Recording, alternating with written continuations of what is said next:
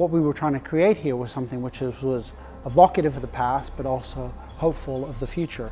And so we've taken a part of the last remaining piece of this boatyard, the boat shed here, and we've stripped then part of it back, and then you arrive at what is this presentation center or experience center, which is essentially a recreation of an old building in a new guise.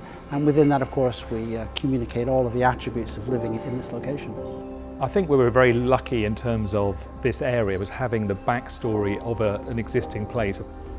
So we come through into what an area reminiscent of a boatyard, then moving through to this palm grove which occupies the old frame of the existing shed, and then into an area which is really about a covered courtyard, which relates back to the idea of a smithy, of a forge, of a metal workshops, which we're all here to support the East India Dock.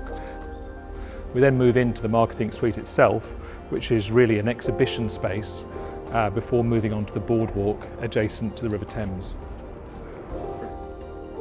I think one of the most interesting things when we came down here for the first time is that although we're surrounded by water, in terms of obviously the River Thames, the River Lee, Bow Creek, you don't really experience that in terms of the existing buildings cut you off from those river views. So one of the things we were looking at was building up this journey from street to river through a sequence of spaces, but also choreographing that quite specifically so you didn't get the river view of the Thames until you were in the building itself.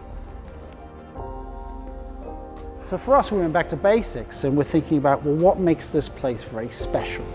Why would actually people want to engage with this place, both in a social, commercial, and ultimately in a residential way? And that's how we've reshaped the entirety of the scheme, thinking about the totality of the experience, not just the homes themselves.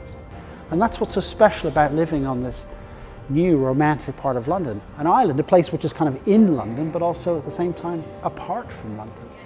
And it's that specialness that separates what Ballymore puts in the marketplace from other people. As I said, consumers have choice and preferences, and it's our job to shape that choice and that preference with something which is a little more seductive, provocative, interesting. And to that end, we've been very successful.